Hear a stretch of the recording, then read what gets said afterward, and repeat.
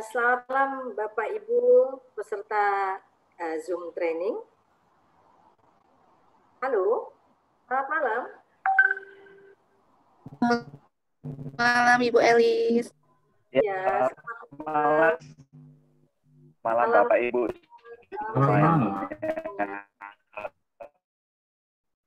Ya, ini ada Pak Suyanto, ada Ibu Arum, ada Pak Bambang. Malam Bu Elis, selamat malam. Halo, selamat malam. Pak Suyanto, Ibu Arum, Pak Jaluanto, Pak Bambang, Pak Imam, salam sehat semua. Ya, kita berkumpul lagi, kita bergabung lagi dalam sesi Zoom training ya bersama dengan narasumber kita Pak Andran S. Dono dalam topik mentorship esensial. Ya Bapak Ibu, puji syukur kita panjatkan kehadirat Tuhan bahwa malam hari ini Bapak Ibu semua diberikan kesehatan yang baik dan bergabung meskipun dalam suasana yang satu sama lain jauh begitu, tapi semoga Pak Andran bisa memberikan banyak ilmu kepada kita terkait bagaimana kita menjadi seorang mentorship yang handal dan sekali lagi Bapak Ibu, kami menyiapkan waktu kurang lebih 1,5 jam.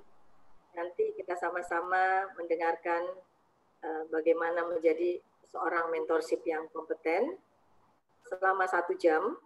Selanjutnya nanti kita buka forum diskusi dengan tentunya Bapak Ibu bisa menyampaikan banyak pertanyaan, kita sharing, saling berbagi di sini, begitu, dengan nanti mengisi kolom chat atau bisa raise hand, begitu ya Bapak Ibu.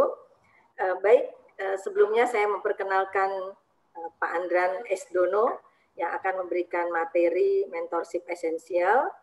Beliau adalah seorang asesor kompetensi khususnya di bidang SDM, sehingga beliau banyak pengalamannya bagaimana menjadi seorang mentor. Kemudian beliau juga aktif sebagai praktisi team building, praktisi personality development, dan beliau juga sebagai training manager di kampus Marine Language Center yang domisili di Denpasar. Jadi salam Pak Beli Andran S. Dana. Silakan Bapak. Ya. Di sini ada 9 peserta yang masing-masing kita juga belum tahu nih kalau Pak Jaluarto ada di Jakarta atau di mana Pak?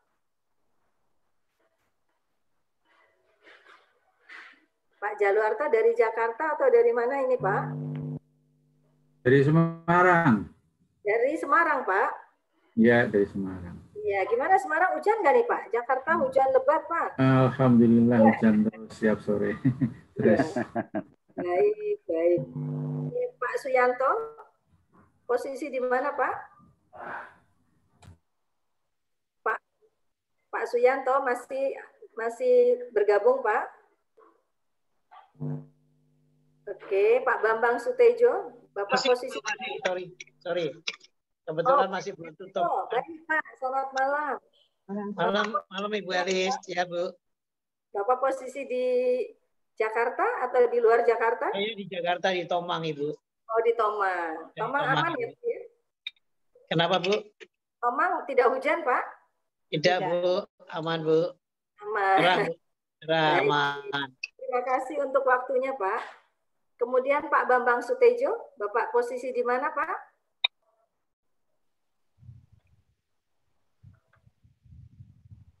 Baik ya. Ada Pak Imam Budi, kemudian ada Ibu Honorata, Ibu Honorata Ratmawati. Ibu posisi di mana Ibu? Di Semarang. Oh di Semarang, dengan senang hati. Terima kasih Ibu. Terima kasih. Ya. Saya kira waktunya Pak Andran ini untuk memberikan rahasianya bagaimana menjadi seorang mentor yang handal. Langsung saja Pak Andran, Saya persilahkan. Terima kasih. Oke, baik. Selamat malam, terima kasih Ibu Elis. Selamat malam Pak Miki selaku chairman daripada HR Wikipedia Indonesia ya. Kemudian selamat malam juga ada Pak Suyanto. Pak Suyanto juga sempat hadir waktu itu saya memberikan satu webinar kalau nggak salah bulan yang lalu, dan malam ini ketemu kembali Pak ya, sharing lagi. Nanti webinarnya Pak Suyanto saya juga pengen join karena Pak Suyanto juga sepertinya sering memberikan webinar. Kemudian ada Ibu Ratnawati, tadi juga Ibu Arum ya. Kemudian ada Pak Julianto dan peserta yang lainnya. Oke, jadi malam ini luar biasa, senang sekali. Yang jelas pertama-tama saya bersyukur pada Tuhan Yang Maha Esa diberikan satu anugerah kesehatan sehingga ini saya berbagi pengalaman Bali. Kalau saya ini banyak berbagi pengalaman, pengamatan saya mengenai topik yang akan saya sampaikan malam ini gitu ya. Kemudian yang kedua tentunya saya terima kasih kepada Pak Miki selaku koordinator ya untuk selalu aktif sekali mengadakan webinar, sharing ilmu dan sebagainya.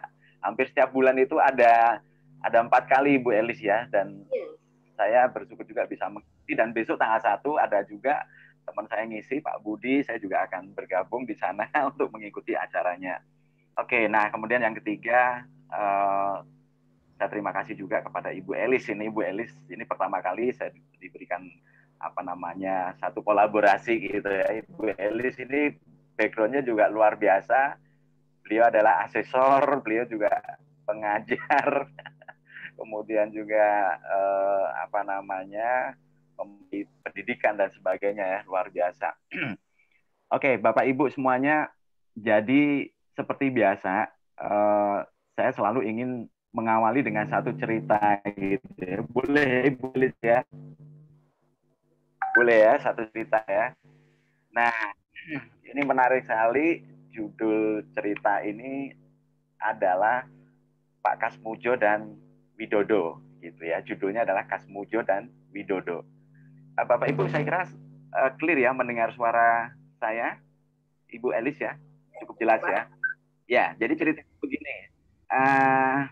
Ada seorang yang namanya Widodo ini, dia sebagai mahasiswa ya, mahasiswa di salah satu perguruan tinggi negeri berada di Kota Istimewa Yogyakarta ya, tepatnya itu di kampus Gajah Mada gitu ya.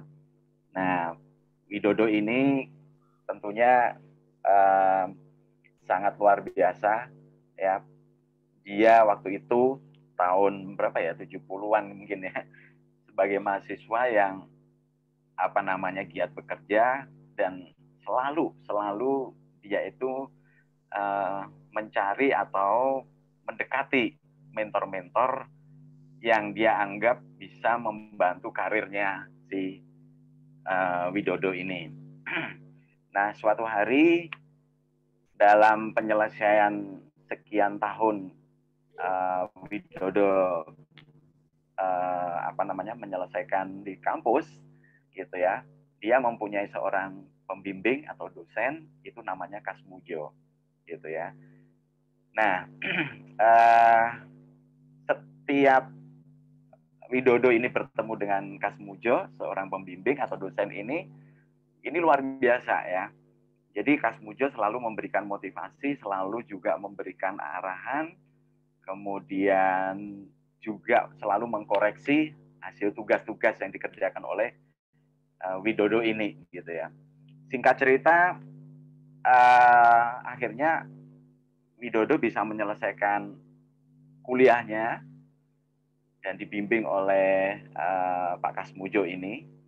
Nah, setelah lulus sekian puluh tahun sudah tidak bertemu, dan si Widodo ini juga sudah berkarir selain sebagai pegawai di perusahaan swasta, dia juga seorang pengusaha. Ya, dia juga seorang pengusaha.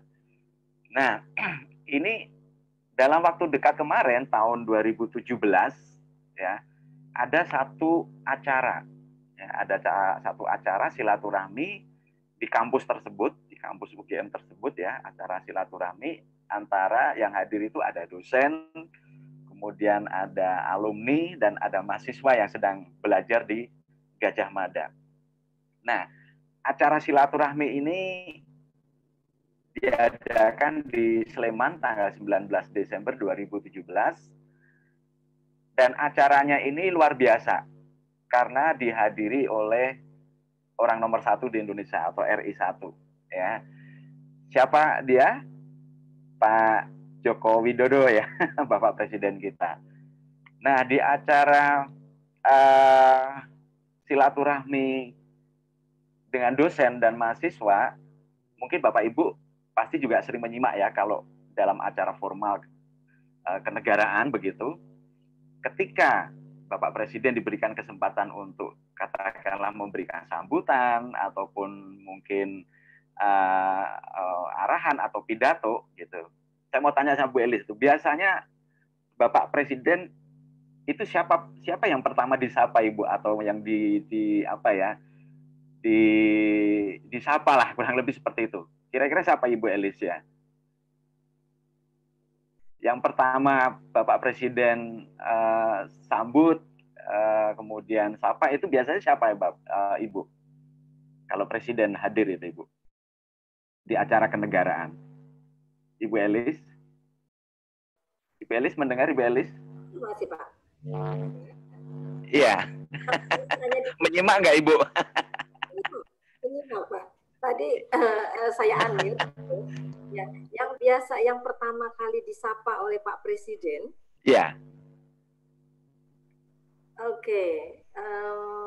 Dalam acara kenegaraan begitu kan pasti ada gubernur, ada menteri-menterinya kan pasti diajak ya Ibu ya, ikut hadir di situ. Dan Pak Presiden biasanya ketika pidato membuka acara gitu, pasti ada orang yang disebut gitu yang pertama dengan hormat yang saya hormati Bapak. Nah, itu biasanya siapa Ibu? Ibu Elis. Orang-orang petinggi di sekitarnya Ibu ya. Gitu. Nah, tapi ini luar biasa, mengejutkan ini Ibu ya. Jadi ternyata Pak Joko Widodo ini yang pertama disebut itu adalah Pak Kasmujo. Iya, Pak Kasmujo. Jadi Pak Kasmujo itu beliau adalah mantan dosennya Pak Joko Widodo waktu kuliah di UGM gitu ya.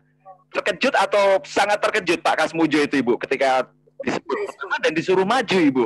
Presiden belum menyebut di situ ada yang hadir adalah Bapak Sultan dari keraton gitu ya, kemudian gubernur, para menteri gitu ya. Tapi Pak Joko Widodo itu yang pertama disebut adalah Pak Kasmujo. Ibu nanti bisa lihat di YouTube-nya ya, dan Pak Kasmujo itu kaget begitu ya. Dan di saat Pak Kasmujo kemudian maju ke depan, berdiri di samping Pak Joko Widodo ini, ya mantan mentor dan menti ini, Bapak Presiden menyampaikan penghargaan setinggi-tingginya kepada Bapak Kasmujo, gitu ya. Sebagai mentornya ya Pak. Iya betul, gitu. Sebagai mentornya, dan itu tidak terbayang sebelumnya oleh Pak Kasmujo akan diundang pertama, disebut pertama, diapresiasi pertama, dan tentunya juga bisa reuni gitu ya setelah sekian tahun bertemu gitu. Nah, saya Ibu Elis ya, Bapak Ibu semuanya. Jadi mudah-mudahan itu terinspirasi cerita singkat itu. Nanti kesimpulannya kita bisa bahas berikutnya gitu ya. Oke, baik.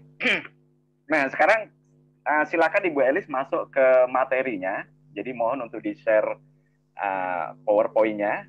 Saya akan masuk mengenai materinya terlebih dahulu ya. Nanti juga akan saya kembangkan beberapa pemahaman ataupun fenomena mengenai mentorship yang terjadi di masa depan, yang sekarang terjadi dan di masa depan. Oke, ini adalah yang pertama poster saya. Ya, cukup. Ya. Baik, Bapak Ibu, di slideshow pertama ini, Ibu Elis kenal ya dengan foto ini ya, Ibu Elis ya? Oprah ya Pak ya? Iya, di bawahnya udah ada tulisannya, Ibu. Baik. Iya. Nah, Oprah itu siapa, Ibu? Jadi ini luar biasa. Kalau menurut saya, ya saya sering sekali mengikuti YouTube-nya bahwa Oprah ini dari kecil kemudian dewasa sampai sekarang dia jadi karena dia mempunyai stasiun TV tersendiri, dia mempunyai apa namanya lembaga pendidikan dan sebagainya. Nah, Oprah ini cukup inspirasi. Dia mengatakan bahwa mentor ini sangat penting sekali. Jadi orang tidak akan bisa katakanlah maju, tidak bisa berkembang begitu ya, tanpa adanya mentorship gitu ya. Jadi orang tidak mungkin sendiri bisa berkembang gitu ya. Pasti ada mentor-mentor atau orang-orang yang memberikan support di dalamnya gitu. Nah, ini menarik sekali kata Oprah demikian. Slideshow berikutnya, Ibu. Ya, Pak. Saya akan masuk ke pemahaman. Ya, slideshow berikutnya.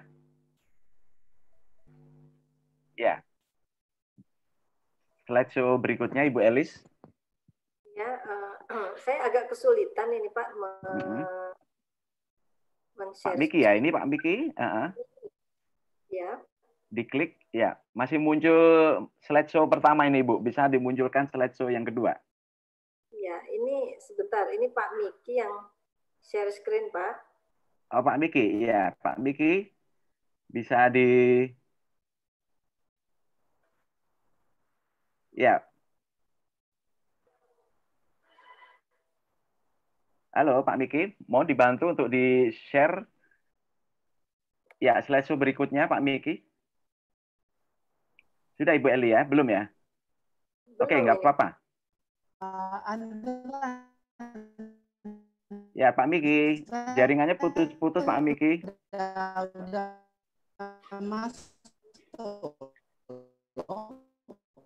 Ya, slideshow berikutnya.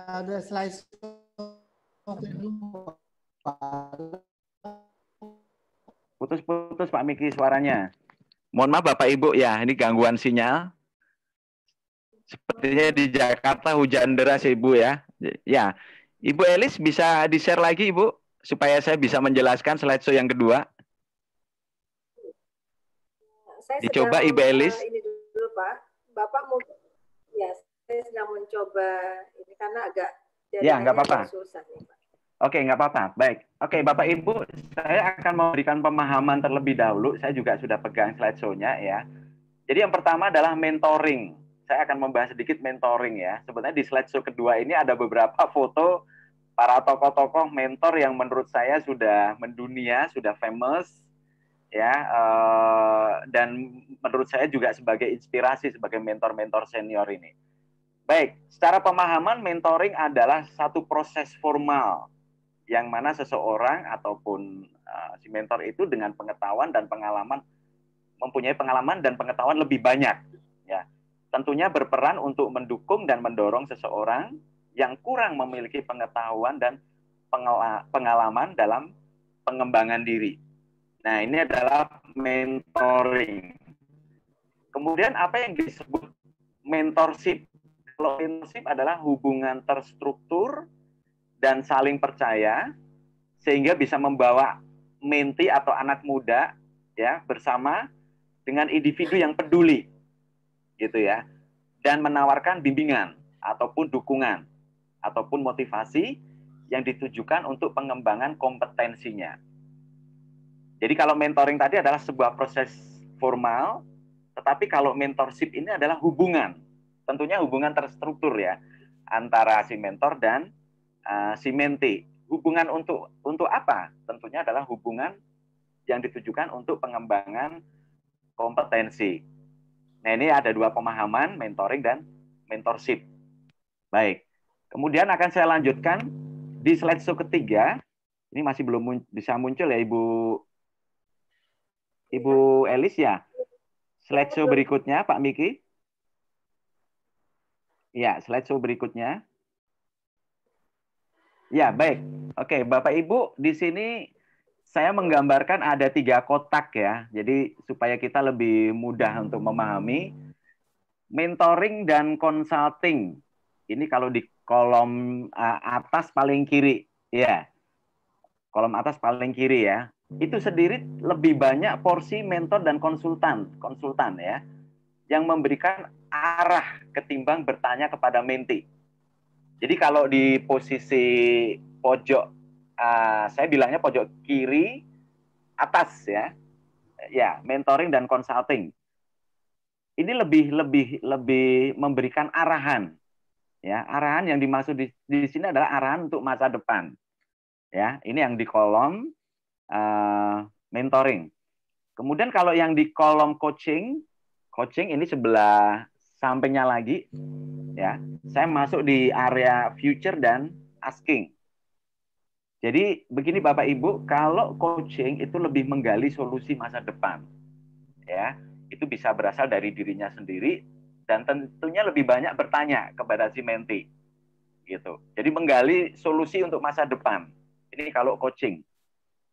Kemudian saya masuk lagi ke bawah, di area bawah, ya. Area bawah ini saya batasi area ini masuk di lebih ke pas ya, lebih ke historical sebelumnya, gitu ya. Nah, saya memaparkan bahwa kalau konseling itu sebuah proses menggali permasalahan seseorang, tentunya dengan cara bertanya kepada mentinya, gitu. Ini kalau konseling. Kemudian saya tambahkan sedikit, ini perbedaannya dengan terapi. Terapi ini juga penting ya, karena yang kita hadapi, kalau kita sebagai mentor, yang kita hadapi itu tentunya juga kalau bisa ada terapinya, gitu ya. Terapi, cuman porsi terapinya tidak terlalu banyak. Terapi lebih ke arah memberitahu seseorang bagaimana meninjau permasalahan-permasalahan yang telah terjadi. Jadi yang telah terjadi. Bukan permasalahan yang akan terjadi. Ini supaya tidak tumpang tindih gitu ya. Kenapa saya memberikan 4 kotak ini dan ini saya pelajari. Jadi ketika misalnya Bapak Ibu atau kita semuanya sebagai mentor, ya arahnya sudah jelas. Gitu. Arahnya sudah jelas. Artinya arah untuk masa depan yang kita arahkan tentunya adalah mentinya untuk ke arah masa depan. Oke, baik. Slideshow berikutnya, Ibu, Pak Miki, slideshow berikutnya. Ya, ini yang saya jabarkan tadi. Kemudian berikut lagi. Ya, slideshow berikutnya, Pak Miki. Nah, ini menarik sekali Bapak Ibu ya. Jadi kalau saya menggolongkan mentor ini di area 3 ya. Jadi di anak remaja, kemudian generasi muda dan pekerja gitu. Nah, ini kita sudah masuk ke esensi mentorship-nya. Kenapa kita perlu mentor? Jadi kalau ketika kita mempunyai menti, katakanlah mentinya itu adalah anak remaja, kita harus tahu dulu ya, harus tahu alasan internal dan eksternal. Coba saya mau tanya Bu Elis nih. Kalau anak-anak remaja perlu mentor, itu internalnya apa Ibu? Latar belakang internalnya apa Ibu Elis? Wah, bisa direspon Ibu? Apa nih ya? Ya, maksud saya begini, kenapa perlu mentor begitu ya? Kalau di area anak-anak remaja, kenapa ya anak-anak remaja itu perlu mentor? Kalau secara alasan internalnya untuk apa Ibu? Dia perlu panutan ya Pak ya? Baik, oke. Ini slideshow-nya berubah lagi Ibu, bisa dimunculkan lagi. Mohon maaf, ya dimunculkan lagi slideshow-nya. Saya tadi sulit mendownload Pak, jadi belum. Oh, Pak Miki ya, Pak Miki. Oh, Pak Miki. Ya, mohon di screen share lagi Pak. Ya, saya akan jelaskan.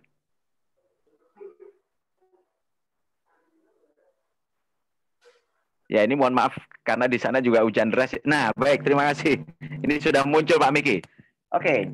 Jadi tadi alasannya panutan ya Ibu Elis ya, kalau internal ya. Anak-anak muda alasan kenapa perlu mentor gitu ya. Ya supaya dia mencari panutan gitu. Kalau eksternalnya ini bisa dari mana aja ini? Bisa pengaruh dari informasi eksternal, bisa dari keluarganya begitu ya, harapan-harapan orang tuanya dan sebagainya.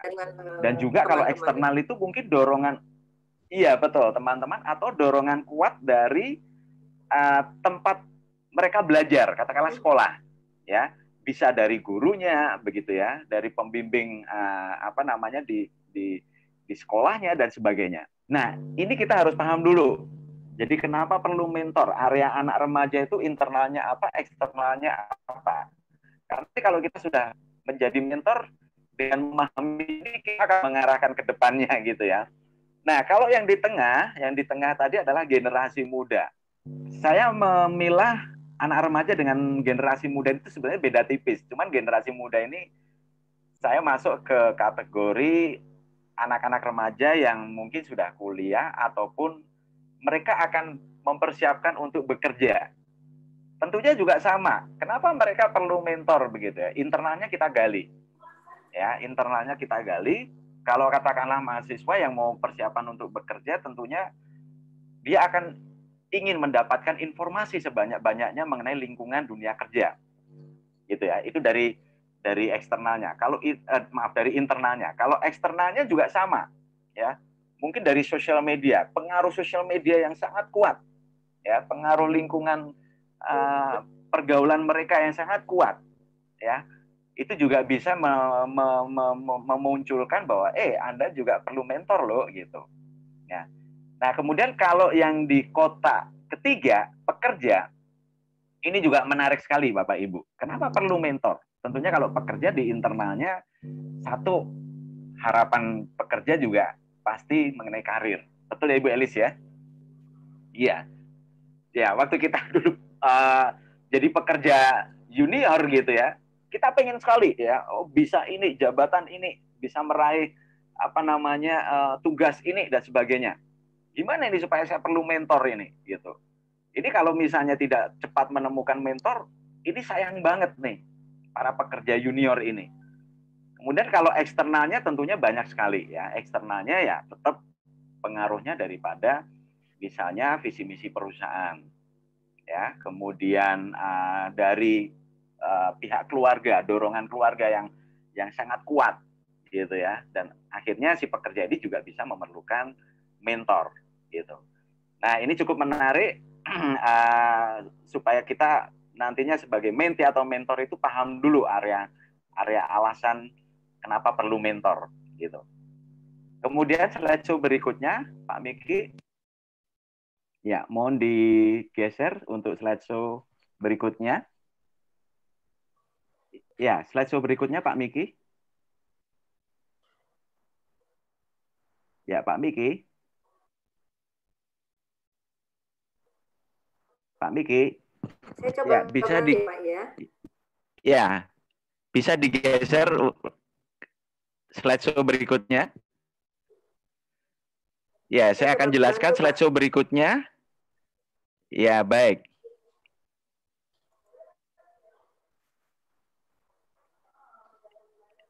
Ya, belum muncul Ibu Elis. Saya coba bantu ya, Pak. Oke, baik. Slideshow nomor 8. Nomor 8 ya. Iya. Geser lagi, dikit lagi. Ini sudah, Pak? Ya, baik. Ya. Terima kasih, Ibu. Oke, jadi ini juga penekanan kembali ya. Mentor telah memahami dan melakukan apa yang mentee lakukan. Ini yang paling penting. Selain tadi mentor harus menggali alasan internal dan eksternal, ini kita juga harus paham dulu bahwa mentor memahami dan melakukan apa yang mentee lakukan. Ya, jadi terus kita monitor. Kemudian opini berdasarkan pengalaman yang tidak bias. Supaya apa? Kita mendapatkan mentee juga jelas begitu ya. Kemudian networking. Sampaikan bahwa proses mentorship itu sangat penting sekali. Karena apa? Kita akan membangun yang namanya networking. Ya, mempertambah contact person dan sebagainya. Kemudian yang ketiga, challenge. Ya, peluang. Proses mentoring ini kalau kita tidak memahami peluangnya ke depan apa? Ya nggak usah mengadakan mentoring begitu. Iya kan? Jadi peluang ke depan itu seperti apa? Atau peluang saat ini saya bisa masuk mendapatkan mentor yang seperti apa? Nah, ini harus bisa kita pahami bersama. Kemudian kejelasan dan pengaturan tujuan. Ya, secara terstruktur. Makanya kalau di lembaga pendidikan ada program mentorship, ini harus jelas dulu. Harus ada aturannya dulu. Tujuannya kemana? Apakah memang memberikan support penekanan kembali tujuan kampus ataupun perusahaan dan sebagainya. Ya, baik. Kemudian slideshow berikutnya. Ya, mudah-mudahan seterusnya lancar. Ini sudah mulai lancar untuk slideshow-nya. Slideshow berikutnya, Ibu. Ya, mohon digeser untuk slideshow berikutnya. Ya, slideshow berikutnya.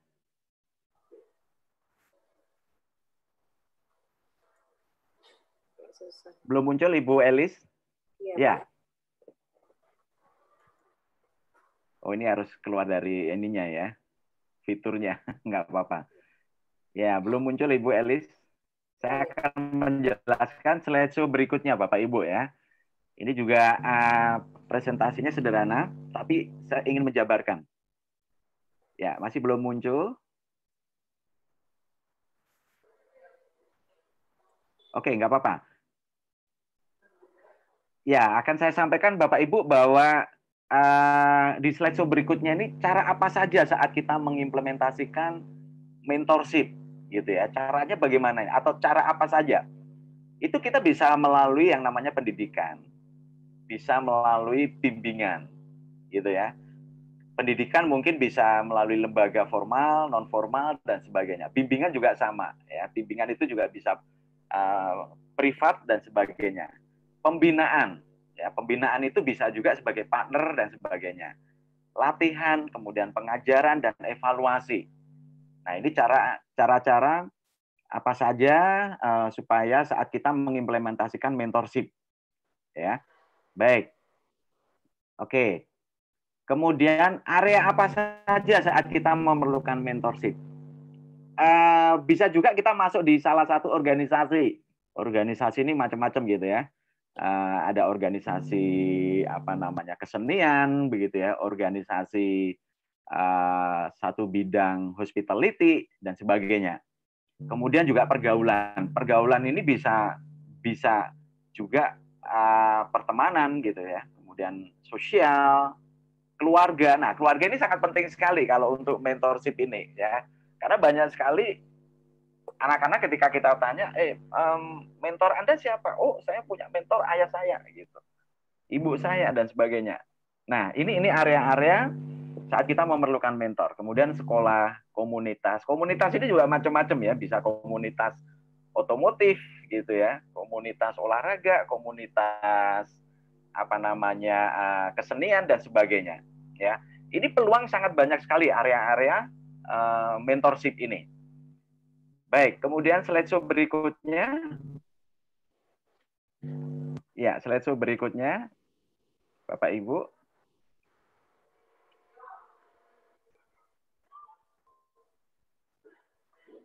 Ya. Slideshow berikutnya.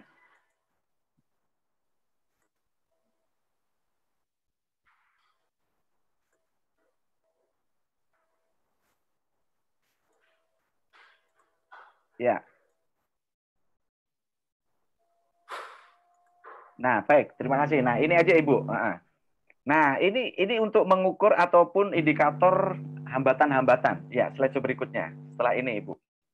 Di bawahnya lagi. Diklik lagi, Bu.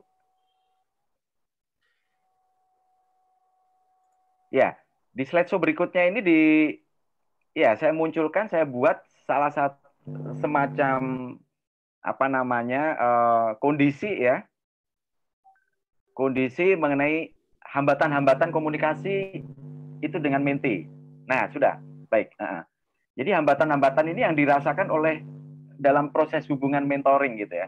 Kalau saya simpel saja, formatnya seperti ini ya. Jadi di kolom pertama itu ada satu hambatan-hambatan gitu ya. Sebenarnya bukan hambatan ya, tetapi kondisi-kondisi yang sering kita temui. Kemudian kolom berikutnya ini levelnya masuk kemana nih? Sulit atau mudah begitu untuk kita bisa tangani. Pertama adalah mentor memberikan perhatian secara khusus terhadap karir saya. Nah, ini ukurannya sampai di mana ini? Gitu ya. Apakah ketika proses mentoring itu sulit atau mudah, ya kalau mudah tentunya bukan hambatan, tapi kalau sulit kita bisa gali solusinya seperti apa. Kemudian mentor memberikan penugasan penting bagi saya. Kemudian mentor memberikan pelatihan menangani masalah khusus dalam pekerjaan saya. Kemudian mentor mau memberikan advice berkaitan peluang kenaikan jabatan saya. Ini terutama proses mentoring mengenai karir ya, terutama di perusahaan. Kemudian mentor membantu saya dalam mengkoordinasikan tujuan-tujuan profesional. Nah, ini juga penting sekali ini. Ya, kita harus bisa mengidentifikasi seperti ini proses mentoring itu. Kemudian mentor membuat lingkungan kerja saya terasa nyaman atau tidak. Ini sekali lagi di area pekerjaan ya. Kemudian mentor dapat memenuhi keingintahuan saya. Kemudian di bawahnya lagi saya mencoba untuk meniru perilaku mentor. Boleh nggak kita meniru perilaku mentor? Boleh saja gitu ya. Oke. Saya mengagumi kemampuan mentor. Nah, ini juga penting. Ya, kalau saya merasa, oh, kok mudah sekali. Proses mentornya berarti sudah mulai masuk. Sudah mulai ada chemistry, begitu. Saya menaruh kepercayaan terhadap mentor. Nah, ini susah sekali. Kalau mentor sudah tidak bisa dipercaya, proses mentoring juga akan susah untuk berkembang, untuk berjalan. Gitu ya. Kemudian, saya menganggap mentor menjadi sahabat. Ya, setelah sahabat itu biasanya menjadi partner begitu.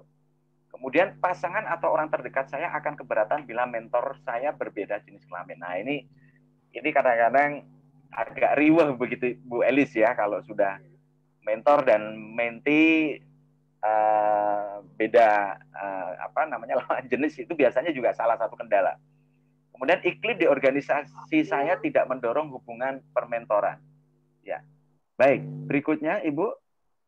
Ya, slideshow berikutnya. Ya, slideshow berikutnya.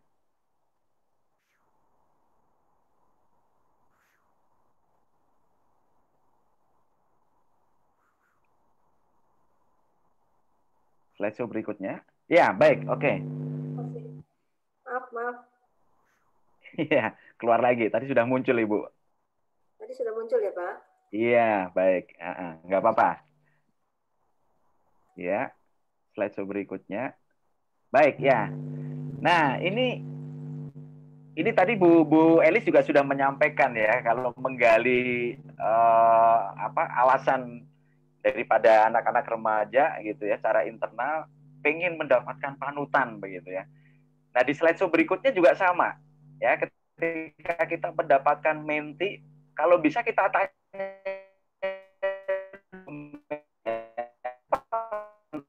ya. Nah, kalau tokoh-tokoh orang-orang sukses dunia ini biasanya punya mentor, Ibu, ya. Dan biasanya mentornya juga sudah jelas begitu mengenai kompetensinya. Sedikit lagi, Ibu, geser lagi ke bawah. Ya, oke. Ya. Nah, jadi kalau ketika kita sebagai mentor, kemudian kita mendapatkan mentee baru, ya nggak ada salahnya lah kita bertanya ya, mentor panutan Anda siapa gitu, supaya kita juga bisa terbayang begitu ya. Orang-orang terkenal, penemu-penemu teknologi dunia semuanya mau punya mentor ya, seperti yang ada di slideshow saya ini. Kemudian slideshow berikutnya, Ibu. Ya, slideshow berikutnya. Nah, terus bagaimana cara memaksimalkan manfaat mentor? Kalau menurut saya sih sederhana saja ya. Di kolom kiri, help yang paling atas ya. Jadi manfaatkan bahwa mentor itu bisa membantu kita. Kemudian mensupport kita, menyarankan kepada kita. Kalau bisa juga mengguidance ya, dan asisten atau membantu. Ya, help dengan asisten saya kira hampir sama lah ya. Nah, ini ketika misalnya kita sebagai mentee ataupun sebagai mentor gitu ya, proses ini kita harus paham dulu. Karena begini Bapak Ibu ya, banyak sekali yang mentor memang memberikan support, tapi ketika dimintakan bantuan, ya bantuan itu bisa pemikiran, bisa dorongan mental gitu ya. Tapi mentor banyak yang tidak siap, katakanlah seperti itu. Nah, ini juga nanti akan bias begitu ya. Mentorship-nya juga tidak bisa maksimal. Oke, slideshow berikutnya. Ya, slideshow berikutnya.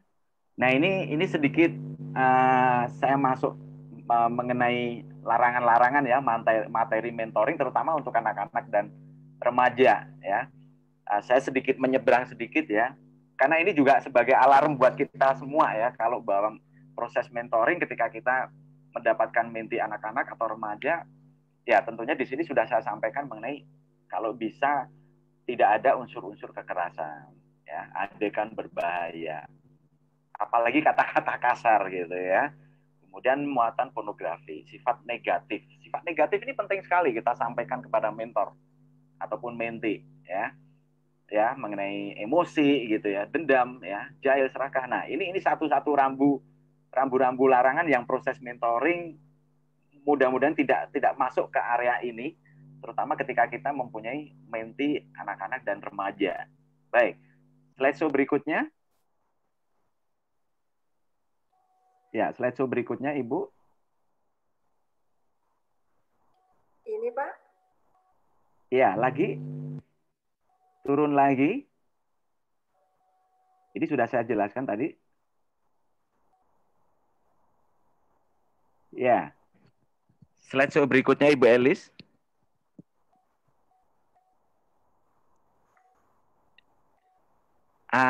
Wah, ini kebablasan. Masih terus naik lagi. Naik lagi, Ibu. Bukan yang ini. Ya, naik lagi. Terus, ya. Ya, sekarang turun Ibu. Turun. Ya, kliknya terlalu cepat, turun lagi Ibu. Ya, yang ini sudah. Ya, ya, baik, stop.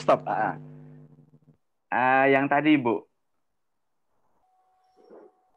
Sebentar, Pak. Ya, putus lagi ya. Malum ini kalau online semuanya trouble-nya ada di jaringan ya. Tapi nggak apa-apa, tetap kita semangat Bapak Ibu semuanya ya. Ini ya Pak ya, sampai di sini Pak. Bukan, turun lagi Ibu. Ini sudah saya jelaskan. Ini belum. Ya, turun lagi. Sudah. Ini sudah, baik. Ya, saya akan masuk di sini. Nah, mentor yang efektif untuk generasi muda. Ya. Jadi prioritaskan dulu perkembangan menti. Kenapa? Karena generasi muda yang kita mentoring. Ya, prioritaskan dulu perkembangannya menti dulu. Ya. Ini yang supaya kita proses mentoring itu tidak terlalu jauh begitu ya ketika kita mempunyai menti generasi muda. Kemudian memberikan tanggung jawab tugas. Ini penting sekali. Saya punya pengalaman bahwa hanya memberikan proses mentor, tetapi saya tidak pernah memberikan satu tugas. Akhirnya apa? Mereka juga akan santai, menti juga akan santai. Ya, mereka tidak mempunyai beban untuk tanggung jawab menyelesaikan tugas. Nah, ini yang kurang efektif. Jadi saya masukkan di sini adalah memberikan tanggung jawab tugas. Ini penting banget. Kemudian memberikan kesempatan mengambil keputusan. Ya, jadi kita mentoring kepada generasi muda, kepada menti untuk belajar make decision. Itu penting banget ya, make decision. Menurut Anda bagaimana keputusan Anda ya dalam satu hal permasalahan, mungkin juga solusi dan sebagainya ya, supaya ini efektif. Kemudian yang berikutnya adalah memberikan evaluasi dan koreksi secara serius. Kenapa ini saya sampaikan secara serius? Jadi banyak sekali, terutama yang saya temui ya di lingkungan kerja, ya, ketika kita mempunyai karyawan yang junior, mereka kan kebanyakan generasi muda ya, mereka enggan memberikan evaluasi, ya, atau kebalikannya, ya, si mentor memberikan evaluasi tetapi tidak berani mengkoreksi. Ini yang susah sekali, ya. Mungkin karena faktor malu atau tidak kompeten atau tidak tahu, ataupun mungkin juga banyak sekali faktor-faktor yang akhirnya bisa mengevaluasi tapi tidak berani mengkoreksi. Nah, ini saya sampaikan bahwa bagaimana supaya efektif. Jadi kita harus kolaborasi. Selain ada evaluasi, maka juga harus ada koreksinya. Tentunya proses ini dikerjakan secara serius, gitu. Ya, berikutnya.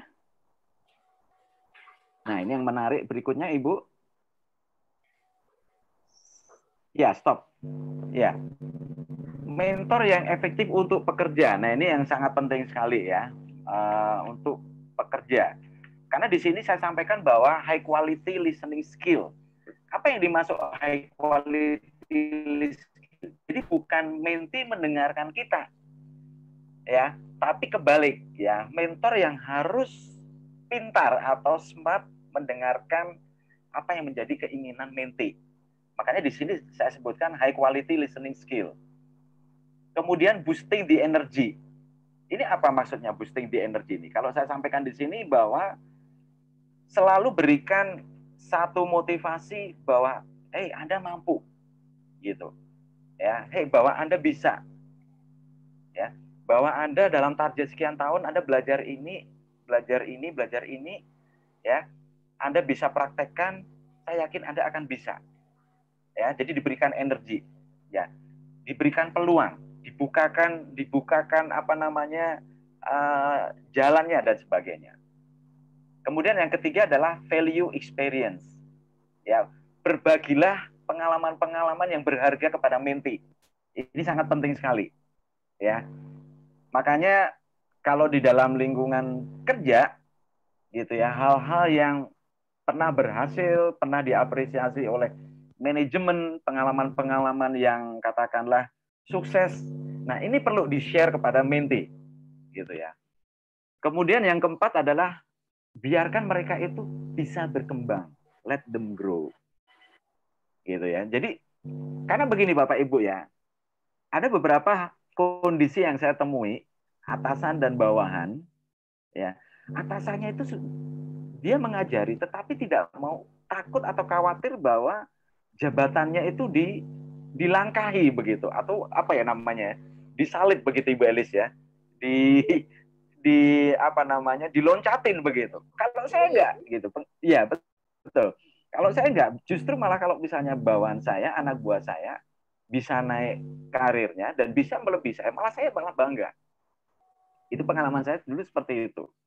Ya, karena apa? Ini proses mentor memang ketulusan di sana yang diperlukan. Esensinya itu di sana. Ya, tapi kalau misalnya kita punya menti tidak bisa, ataupun kita selalu jealousy mengenai, wah nanti dia bisa menggeser posisi saya, bisa gaji bisa melebihi saya, wah itu sudah nggak efektif lagi gitu ya. Dan kita proses mentoringnya sudah terhambat itu. Ya, makanya ini saya sampaikan ada 4 hal ini mentor yang efektif untuk pekerja seperti ini tadi. Oke, slideshow berikutnya, Ibu Elis. Oh, baik, sebentar Pak. Iya.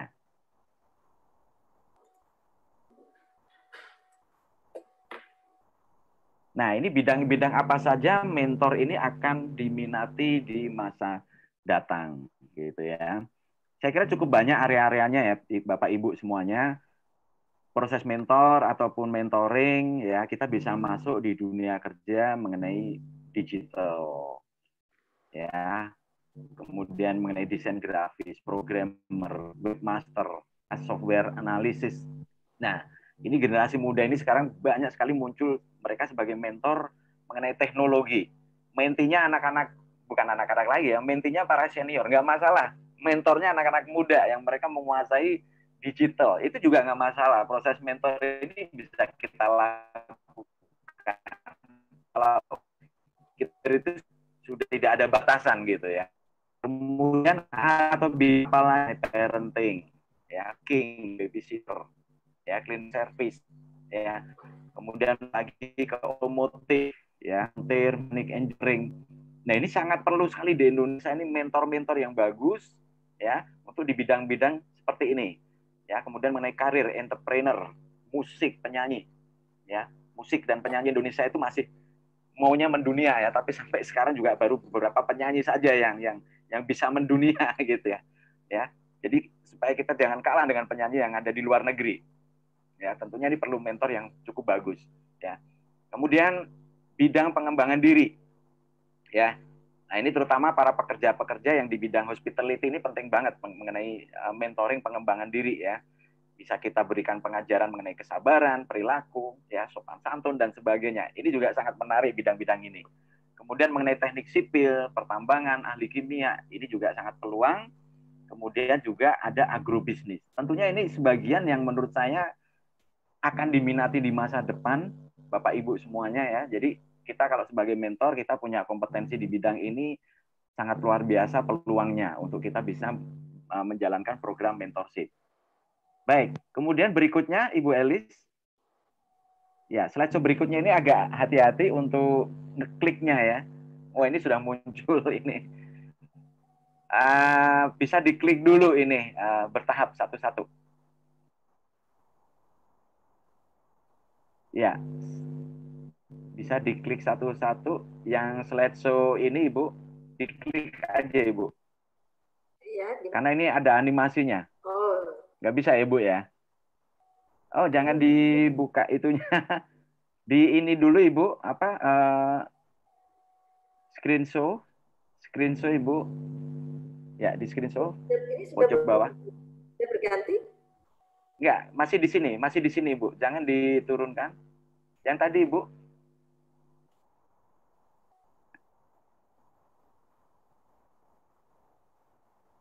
Ya, tapi di screen.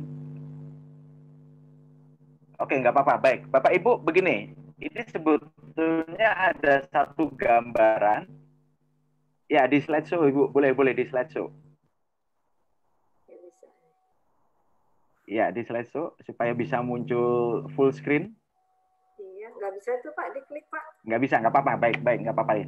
Oke, Bapak Ibu, ini sebetulnya ada satu gambaran ya. Kalau kita klik, jadi begini, ini ada satu ember. Ember kalau kita taruh tentunya kan paling atas areanya itu menampung banyak ya Ibu ya. Lebih lebar, Bapak Ibu. Artinya apa? Ya, kita mencari menti atau kita mendapatkan menti atau sebaliknya kita mendapatkan mentor, kita harus banyak mengetahui dulu. Ya, kalau sudah banyak mengetahui, baru kita masuk ke area kenal. Ya, perkenalan dan sebagainya. Kalau kita sudah kenal, masuk ke area ke bawah lagi menjadi teman. Ya, proses mentoring sudah akan lebih mudah kalau kita mendapatkan mentor dan menti ini sebagai teman. Ke bawahnya lagi menjadi sahabat. Ya, karena sahabat ini nanti akan kelanjutannya bisa menjadi partner. Partner bisa menjadi partner kerja, partner bisnis, gitu ya. Kemudian partner pasangan dan sebagainya. Nah, ini adalah bentuk ember yang kalau kita taruh area atas itu lebih luas, maka mengetahui itu lebih luas. Nah, sebetulnya ember ini kita balik, maka bukan kita balik ya, kita jatuhkan gitu Ibu Elis ya. Maka bentuknya menjadi apa Ibu? Menjadi corong ya Ibu ya. Jadi kerucut ya, ya, menjadi corong. Iya, menjadi corong atau toa ini ya Ibu ya. Artinya apa? Orang kalau bicara mengenai corong, menggunakan corong atau toa, pasti akan diikuti oleh orang di sekitar di situ gitu ya. Artinya apa? Ya kalau kita sudah mengetahui, sudah berkenalan, sudah mempunyai teman, kemudian mentoring bisa sampai ke sahabat dan sampai partner, maka proses mentoring itu akan mudah. Karena apa? Istilahnya apa yang disampaikan oleh mentor sebagai corong itu akan diikuti oleh menti paling tidak. Pun sebaliknya, ya, menti juga berhak mempunyai corong yang harus diikuti oleh mentor. Ini prosesnya akan lebih mudah, gitu. Oke, slide berikutnya. Ini sudah hampir selesai, Bapak Ibu. Ya, ini adalah satu merumuskan manfaat mentorship yang maksimal. Tentunya adalah proses pembelajarannya supaya cepat. Ya. Kemudian mentor merasa senang dan mempunyai kepuasan dalam pekerjaan. Jadi jangan sampai mentor ini juga tidak puas gitu ya. Karena kalau udah dirasakan proses mentoring dengan senang gitu ya, terus puas gitu ya, itu akan lebih mudah ya untuk meraih goalnya itu akan lebih mudah. Kemudian mendapatkan kolaborasi ilmu menjadikan kematangan berpikir. Nah ini saya setuju sekali. Ya proses mentorship itu kadang-kadang kan walaupun di area yang mungkin bukan dewasa, tetapi itu bisa mematangkan cara kita berpikir dengan proses mentorship itu. Kemudian yang terakhir adalah menemukan pembelajaran nyata. gitu. Jadi mentorship, proses mentorship itu tidak hanya teorikal saja, tetapi kalau bisa dipraktekkan karena supaya kita mendapatkan pembelajaran nyata. Ya. Nah, ini cara-cara merumuskan mentorship supaya kita bisa mendapatkan manfaat yang maksimal. Baik. Slide show berikutnya. Ya, mentorship masa depan tentunya tadi sebetulnya sudah saya sampaikan ya. Bidang-bidang yang akan diminati ke depannya ya tentunya mentor mengenai finansial seperti itu juga masa depan itu sangat masih bisa menjadikan peluang ya. Mentor religi, kalau mentor religi terus diperlukan ya, mentoring religi itu juga diperlukan. Kemudian mentoring mengenai apalagi ya, karir ya, masa depan anak-anak bangsa Indonesia ini, generasi Indonesia perlu sekali Ibu ya mentor-mentor untuk mengembangkan potensinya di masa depan ya. Oke, slide show berikutnya. Ya, baik. Ibu Elis, jadi demikian yang saya sampaikan slide show yang saya presentasikan. Mudah-mudahan ini bermanfaat dan silakan saya kembalikan kepada moderator Ibu Elis. Ya, terima kasih. Baik, terima kasih. Kita beri aplaus dulu buat Pak Andran. Ya, terima kasih Pak Andran untuk sharing pengetahuannya. Menarik sekali Pak, yang tadi sudah Bapak sampaikan tentang bagaimana menjadi seorang mentorship yang handal, yang kompeten, dan bagaimana kita bisa mengidentifikasi bagaimana menjadi mentorship di masa depan ya. Jadi peluang-peluang kita sebagai orang yang tentunya malam hari ini dihadiri oleh orang-orang yang luar biasa, yang tentu mungkin dari 10 peserta ini sudah menjadi praktisi sebagai mentor ya Pak ya. Nah, tadi apa yang Andran sampaikan, ada beberapa hal yang perlu saya highlight begitu terkait dengan mentorship sebagai sebuah aktivitas pendampingan. Iya. Ya, pendampingan dan aktivitas bimbingan. Seorang yang kompeten, yang dirinya sudah memiliki keahlian ya dalam satu bidang tertentu dan berbagi kepada orang lain, ya membagi ilmunya kepada siapapun yang membutuhkan. Mentorship adalah suatu proses tadi ya Pak ya. Jadi adalah proses pendampingan. Nah, ada dua hal yang tadi saya juga simak Pak. Kesuksesan sebuah proses mentorship itu adalah dua yang saya coba tangkap tadi. Satu adalah keahlian atau expertise dari mentornya itu. Yang kedua ada ketulusan. Di sini yang menarik ketulusan ya Pak ya. Nah, kalau kompetensi pasti mentorship sesuai dengan kompetensi teknisnya begitu. Tapi ketulusan ini yang agak sensitif. Tidak semua proses ya Pak ya, tidak semua juga mentor yang mungkin tadi Bapak bilang ada kekhawatiran bahwa apa yang ilmunya ini takut disalib begitu. Ini penting Pak. Iya betul. Teman-teman mungkin dari 10 peserta hadir yang luar biasa ini juga akan atau sharing justru di forum ya, bertanya atau raise hand, silahkan Bapak Ibu. Silakan kepada Bu Ratna, mungkin yang dari tadi menyimak seriously Ibu.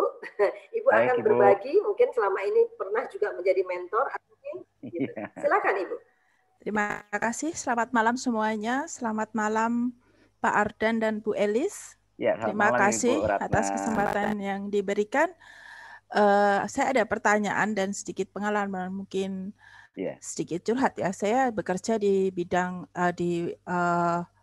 organisasi pendidikan begitu ya, jadi institusi pendidikan.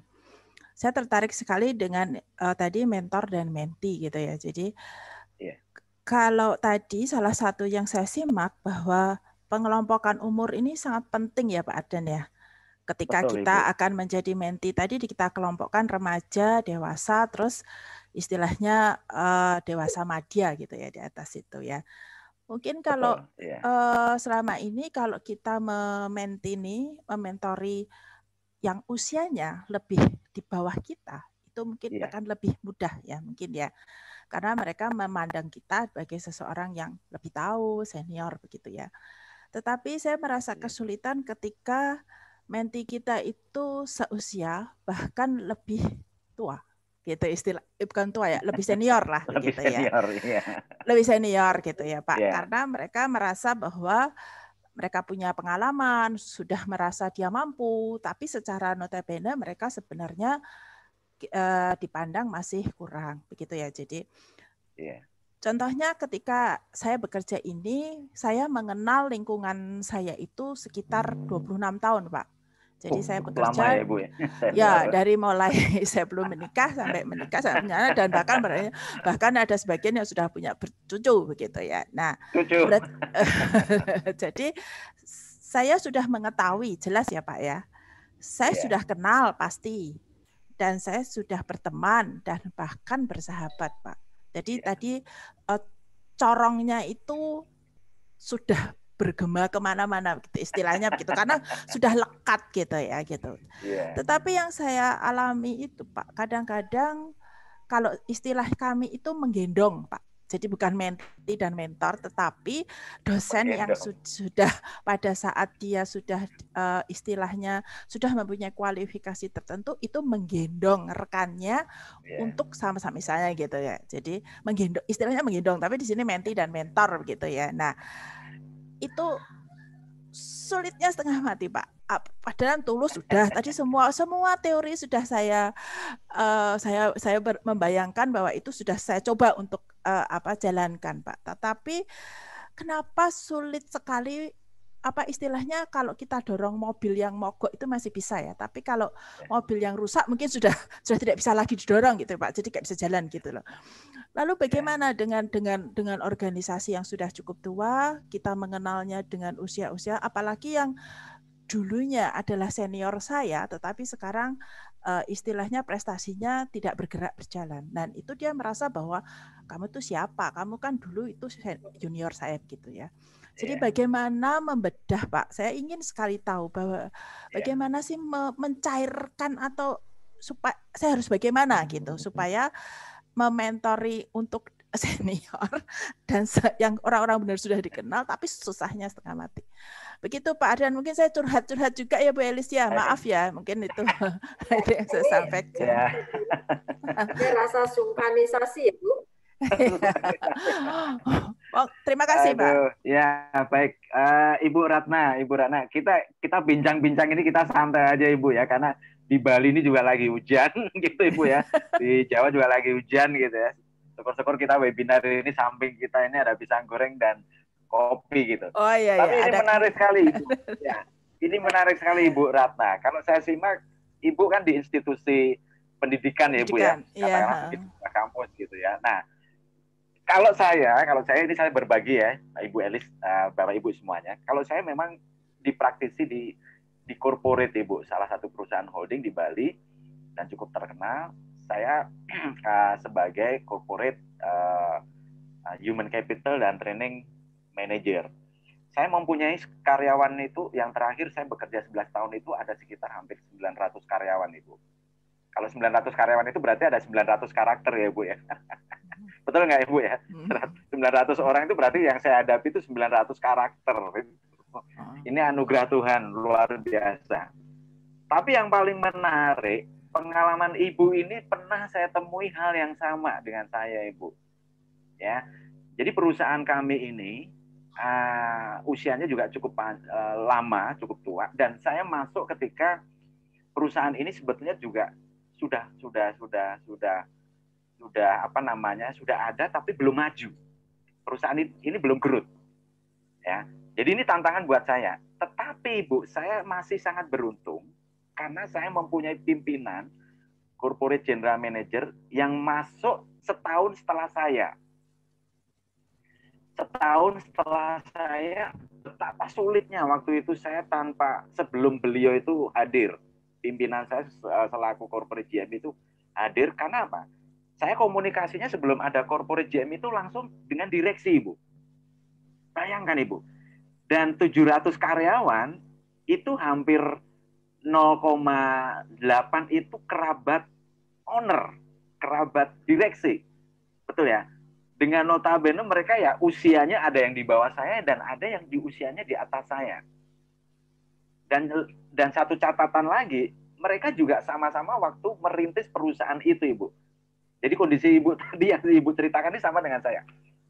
Tapi sekali lagi proses mentoring, proses program people development, yang paling penting memang kita harus satu visi, satu misi, satu chemistry dengan pimpinan kita itu dulu, Ibu.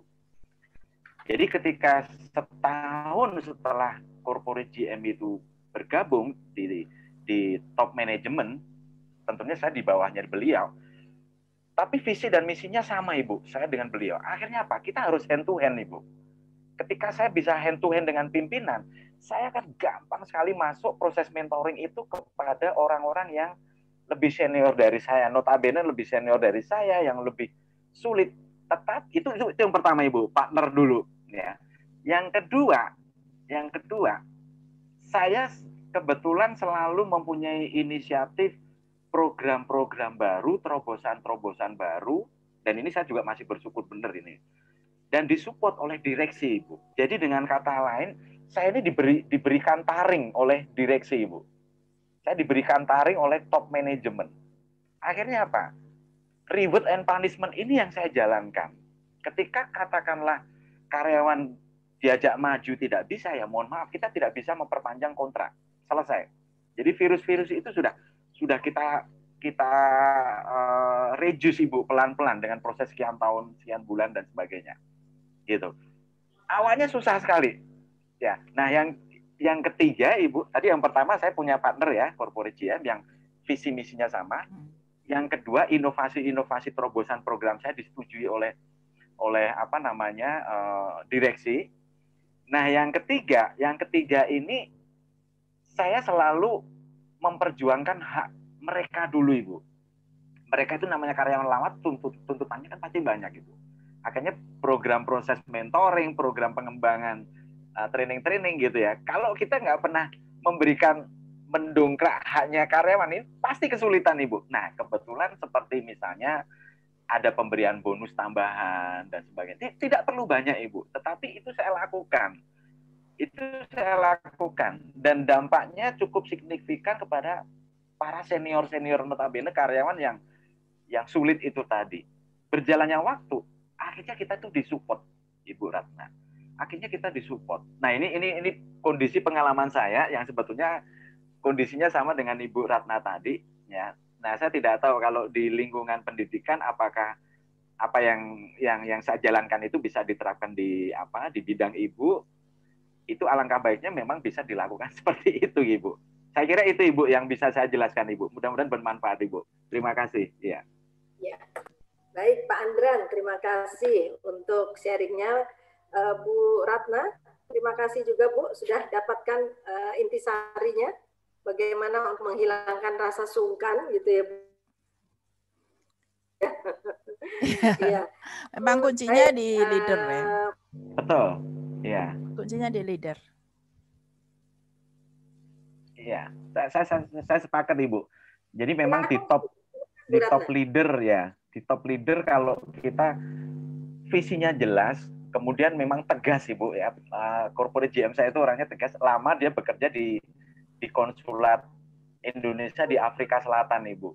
Ya, orang Bali yang beliau cukup tegas ya. Dan memang itu sebagai shock terapi, dan akhirnya ya kerabat-kerabat direksi itu bisa mengikuti proses pengembangan untuk memajukan perusahaan di tempat kami, Ibu. Ya, saya kira saya sepakat dengan Ibu Ratna, kuncinya memang ada di leader, Ibu, dan kita sendiri sebagai pelaku atau praktisi untuk pengembangan proses program mentoring itu. Ya. Silakan Ibu Ratna, mungkin bisa ditambahkan pengalamannya. Ya, terima kasih Pak. Jadi mungkin nanti saya untuk bahwa pimpinan ini mempunyai peran yang sangat penting begitu. Jadi saya akan memperjuangkan antaranya bonus tadi ya Pak ya. Saya akan memperjuangkan bonusnya Pak. Iya, tidak harus banyak ya Ibu ya, tetapi memang ya itu satu motivasi Ibu, di mana-mana itu sudah humanize sekali Ibu ya. Iya, ya betul. Humanize sekali. Betul. Coba memang saya perlu ini ya, perlu belajar lagi untuk memang dari pimpinan itu saya butuh support dari beliau untuk visi dan misinya itu harus sama. Jadi bergandeng tangan tadi Bapak bilang bahwa kita itu penting banget Ibu. Ya. Oke, terima kasih. Jadi jangan sampai saya itu selalu di mentor juga. Menurut saya corporate GM saya itu mentor saya juga. Saya selalu dijewer Ibu kalau saya salah melangkah, salah menyampaikan informasi. Karena kita harus beliau A, saya harus A Ibu. Jangan A ditambahin plus 0, jangan A Ibu. Udah itu kuat Ibu. Saya kira ini pengalaman yang cukup menarik. Saya itu bersyukur sekali mempunyai pimpinan. Dan mohon maaf, saya boleh cerita, saya ada 3 orang pimpinan saya sebagai mentor yang menurut saya anggap luar biasa ya.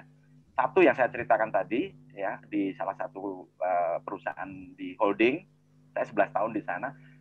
Yang kedua orang Perancis Ibu, saya pernah mempunyai pimpinan namanya Philip Betley, orang Perancis. Ya, saya bekerja dengan beliau itu 3,5 tahun di saya di bidang hospitality perhotelan. Saya masuk di Accor Asia Pacific Group. Kemudian yang ketiga, saya masuk di Nikko Hotel Internasional. Mentor saya itu atasan saya namanya Koji Kawano, orang Jepang Ibu. Saya juga 4,5 tahun dengan beliau. Saya di mentoring dengan beliau luar biasa. Ya, jadi memang kita menghadapi tipikal tim yang tidak bisa lari dengan visi misi perusahaan, kita tegas dan mereka sudah tidak kita gunakan. Saya kira jalan itu yang menurut saya memang harus dijalankan Ibu. Nah, itu pengalaman saya, mudah-mudahan bermanfaat. Ya. Silakan Ibu Elis, bisa dilanjutkan. Mudah-mudahan teman-teman yang lain bisa juga berbagi. Iya, terima kasih Bu Ratna. Menarik sekali pengalamannya, begitu. Jadi penting sekali karisma ya Pak ya. Tadi dari Bu Ratna sampaikan, Bapak juga cerita bahwa Bapak di kantor ada pimpinan yang visi misi dan bisa chemistry begitu ya. Jadi karisma itu penting bagi seseorang ya Pak. Bagaimana kita bisa menjadi seorang mentor yang baik begitu. Baik, masih banyak ini waktu kita masih ada ya Pak ya. Masih. Teman-teman sekarang sudah menjadi 12 peserta, kita masih bertahan Pak. Terima kasih semuanya. Mungkin ada pertanyaan lain dari Bapak Ibu yang hadir. Pak Imam, Ibu Yeni. Selamat malam Bu Yeni, masih standby Bu? Pak Bambang, Pak Jaluanto, masih standby Bapak?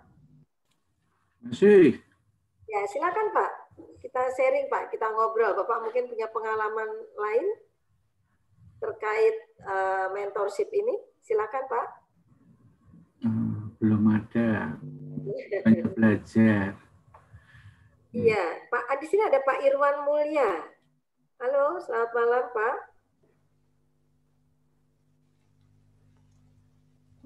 Mendung Bu, hujan-hujan jadi ngantuk kali. Semarang juga hujan Ibu. Mendung ya. dan hujan terus mendung setiap hari Bu. Memang sudah masanya Pak. Koneksi juga agak tidak stabil ya. Iya, putus-putus Bu, putus-putus. Ibu Ika Novarini, silakan Ibu.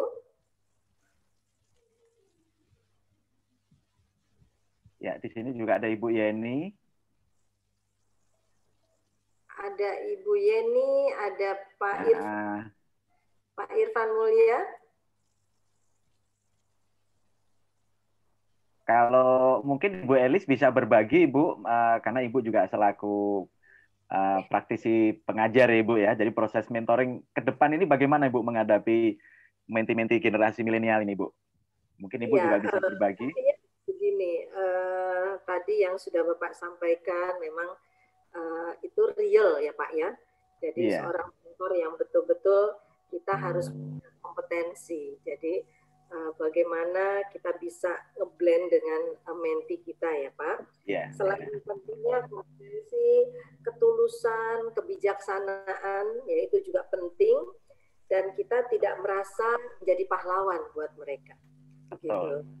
Yang menarik. Itu tidak menjadi pahlawan, merasa kita berperan, kita sama-sama. Begitu kali Bapak sampaikan ada visi, misi, dan satu chemistry. Itu mungkin salah satu resep yang selama ini saya lakukan, sehingga tidak hanya dalam suasana formal saja, kita menjadi mentorship itu dalam suasana informal juga bisa jalan. Iya. Iya. Ya. Sepakat Ibu. Ya, mungkin saya menambahkan sedikit lagi sebelum ditutup Ibu, karena ini waktu juga hampir selesai. Bapak Ibu, mohon izin saya juga menyampaikan bahwa pengalaman-pengalaman program mentor, saya sendiri berdomisili di Bali, banyak sekali perusahaan-perusahaan di Bali itu lebih banyak ke bidang pariwisata, perhotelan, gitu ya, industri biru perjalanan dan sebagainya.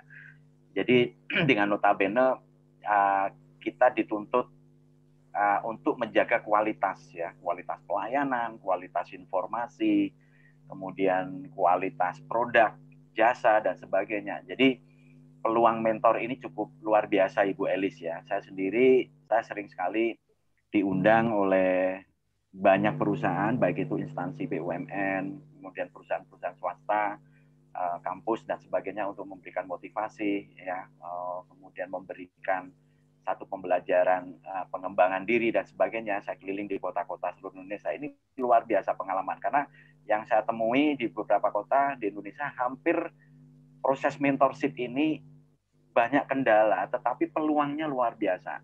Dan kita sebagai mentor, sebagai pengajar, Bapak Ibu semuanya yang hadir di sini, saya yakin juga mempunyai ketulusan atau passion yang luar biasa untuk mengembangkan bagaimana generasi Indonesia ini nanti ke depannya tidak kalah bersaing dengan SDM dari luar negeri. Ya, ini ancaman, sebuah ancaman ya, alarm bahwa siapa lagi kalau bukan kita semuanya mementoring generasi muda, anak-anak Indonesia. Saya kira itu tambahan saya, Ibu Elis. Mudah-mudahan bisa menginspirasi. Ya, silakan Ibu Elis. Ya, terima kasih sekali Pak. Saya boleh nggak sedikit lagi Pak? Boleh. Iya. Tidak hanya dalam suasana lingkungan pekerjaan, begitu Pak ya, yeah. Antara pimpinan dengan bawahan, gitu ya. Tapi dalam suasana juga yang mutual. Nah, saya juga pernah baca bukunya Pak Harto dulu, presiden kita. Beliau merasakan bahwa Ibu Tin Soeharto sebagai istrinya itu adalah salah satu mentor terbaiknya. Betul. Wah, ini menarik ini. Jadi mentorship itu bukan hanya dalam dunia kerja, tetapi dalam dunia non kerja pun ya, hubungan sosial. Betul. Itu juga berpengaruh begitu. Berarti setiap orang sukses hampir pasti punya mentor, begitu ya Pak kira-kira. Iya, kurang lebih seperti itu. Ya, kepala negara pun juga pasti mempunyai mentor Ibu ya. Ya. Betul. Gitu ya. Baik Pak. Kira-kira masih ada pertanyaan? Kalau tidak ada pertanyaan karena waktunya terbatas, begitu. Kita beri kesempatan sekali lagi mungkin Pak bagi ada yang bertanya. Ini masih stay 13 peserta, begitu. Ya, silakan. baik. Barangkali Pak Suyanto monitor. Pak Suyanto cukup banyak juga. Beliau sebagai mentor senior juga. Ya, selamat malam Pak Suyanto. Putus ya. Iya, Pak Bambang Sutejo masih monitor Pak, masih standby. Ya, baik Pak. Ini sekarang waktu sudah menunjukkan jam 9. Iya. Setengah 9. Ya, kita saya mengingatkan bagi peserta yang masih standby untuk tidak lupa mengisi form feedback untuk komunitas kita. Apakah bagaimana materi ini sangat bermanfaat untuk kita, dan silahkan nanti form feedbacknya diisi dan disubmit sesuai dengan yang tercantum di grup kita, begitu. Ya, Bapak Ibu, mungkin kalau sudah tidak ada pertanyaan dan waktunya juga sudah hampir berakhir, kita akhiri saja acara ini, acara yang tentunya dihadiri oleh orang-orang hebat, orang-orang sukses yang tentunya kita ingin selalu berbagi, Bapak, Pak Andran, tidak cukup sampai malam. Ya. Kami mohon juga Bapak bisa terus diberikan kesehatan. Amin, amin. Ya, alhamdulillah. Kepada Pak Miki yang memang sudah mengarrange dari beberapa bulan lalu grup ini dibentuk, Pak, dan terus-menerus anggotanya bertambah, dan semoga keberkahan melimpahi Pak Miki dan kita semua. Amin. Ya. Amin. Ya. Saya, Elis Takari, mengucapkan terima kasih atas kehadiran Bapak Ibu sekalian. Semoga di event-event mendatang kita masih tetap bisa menjalin silaturahim dan saling berbagi untuk menciptakan SDM unggul di tanah air. Gitu. Iya. Terima kasih, Bapak Ibu. Untuk foto bersama, Ibu kalau bisa, Ibu Elis. Bisa di screenshot Ibu Elis, bisa difoto buat kenang-kenangan. Terima kasih. Pak Jalwanto, terima kasih Pak. Bergabung Pak. Miki mungkin, Pak Miki. Ya, Pak Irfan, Pak Bambang, Pak Imam Budi Lesmana, Ibu Yeni, ya, Pak Ibu Wirak. Mohon maaf. Iya. Iya, Pak Miki. Pak Miki masih standby. Pak Miki kayaknya hilang ini. Kemana? Hilang dari tadi. Hilang dari tadi. Ya, baik, nggak apa-apa Ibu Elis. Mungkin, oh ini Pak Miki muncul nih. Pak Miki. Ada yang mau disampaikan? Pak Miki, closing statement, Pak. Silakan Pak Miki. Ya, sepertinya mungkin gangguan sinyal Ibu Elis, nggak apa-apa sih. Silakan mungkin langsung di closing saja. Dan saya mengucapkan terima kasih Bapak Ibu, luar biasa saya diberikan kesempatan untuk bisa berbagi. Mudah-mudahan di era new normal nanti kita bisa kopdar, kopi darat. Kami siap untuk berpartner dengan Bapak Ibu semuanya dalam pengembangan sumber daya manusia ke depan. Terima kasih. Terima kasih. Halo ya, Pak Andran, oh ya, Pak Bu Miki. Ratna, dan Bu Elis. Jadi gimana nih? Saya putus sampai mana nih pembicaranya? Saya juga agak tidak stabil nih, Pak. Ya, Pak Miki, kita sudah selesai. Tinggal foto bersama aja sih Pak Miki. Tadi juga closing statement juga sudah disampaikan oleh Ibu Elis. Dan tadi ada satu pertanyaan yang menarik dari Ibu Ratna, dari peserta. Dan Pak Miki silakan untuk closing statement-nya.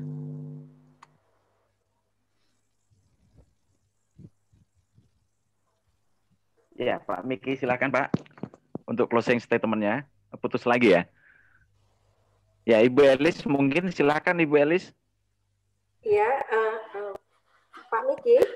Ya, kalau Pak Miki sedang ada gangguan koneksi, begitu, Bapak Ibu, kami akhiri acara webinar malam hari ini.